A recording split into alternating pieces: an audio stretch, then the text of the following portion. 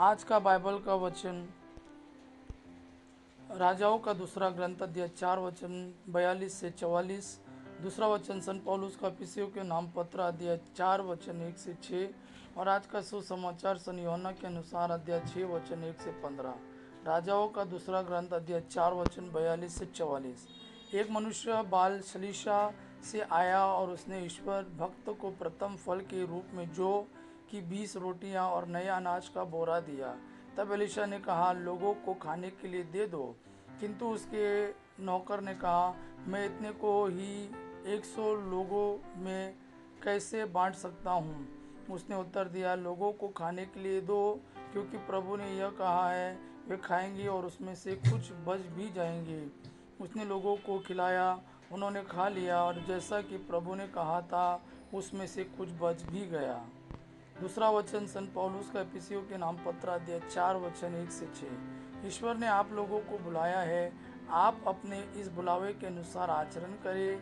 यह आप लोगों से मेरा अनुरोध है, जो प्रभु के कारण कैदी हूँ। आप पूर्ण रूप से विनम्र, सौम्य तथा सहनशील बने, प्रेम से एक दूसरे को सहन करें और शांति के सूत्र में बंधकर उस एकता को बनाए रखने का प्रयत्न करते रहे जिसे पवित्र आत्मा प्रदान करता है। एक ही शरीर है, एक ही आत्मा और एक ही आशा, जिसके लिए आप लोग बुलाए गए हैं। एक ही प्रभु है, एक ही विश्वास और एक ही बपतिस्मा। एक ही ईश्वर है जो सबों का पिता, सबके ऊपर, सबके साथ और सब में व्याप्त है। आज का सुसमाचार सन यूहन्ना के अनुसार अध्याय 6 वचन 1 से 15। इसके बाद ईसा गलीलिया अर्थात तिबेरियस के समुद्र के उस पार गए। एक विशाल जनसमूह उनके पीछे हो लिया, क्योंकि लोगों ने वो चमत्कार देखे थे जो ईसा बीमारों के लिए करते थे। ईसा पहाड़ी पर चढ़े और वहां अपने शिष्यों के साथ बैठ गए। यहूदियों का पास्का पर्व निकट था। ईसा ने अपनी आंखें ऊपर उठाई और देखा कि एक विशाल जनसमूह उनकी ओर आ रहा है। उन्होंने फिलिप से यह कहा, हम इन्हें खिलाने के लिए कहाँ से रोटियां खरीदें। उन्होंने फिलिप की परीक्षा लेने के लिए यह कहा, वे तो जानते ही थे कि वे क्या करेंगे। फिलिप ने उन्हें उत्तर दिया, 200 दिनार की रोटियां भी इतनी नहीं होगी कि हर एक को थोड़ी थोड़ी मिल सके।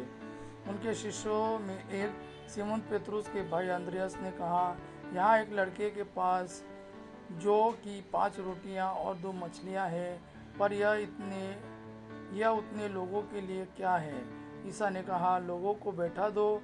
उस जगह बहुत घास थी, लोग बैठ गए। पुरुषों की संख्या लगभग 5000 थी। ईसा ने रोटियां ले लिए, धन्यवाद की प्रार्थना पढ़ी और बैठे हुए लोगों में उन्हें उनकी इच्छा भर बंटवाया। उन्होंने मछलियां भी इसी तरह बंटवाई। जब लोग खाकर तृप्त हो गए तो ईसा ने अपने शिष्यों से कहा, बचे हुए टुकड़े बटोर लो, जिससे कुछ भी बर्बाद ना हो। इसलिए शिष्यों ने उन्हें बटोर लिया और उन टुकड़ों से 12 टुकड़े भरे, जो लोगों के खाने के बाद जो कि 5 रोटियां से बच गए थे। लोग ईसा का यह चमत्कार देखकर बोल उठे, निश्चय ही यह वह नबी है जो संसार में आने वाले हैं।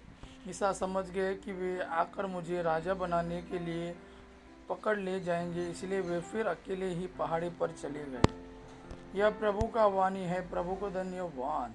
आबा पिता की महिमा और पुत्र यीशु का प्रेम आप पर सदा सर्वदा बना रहे। आमीन।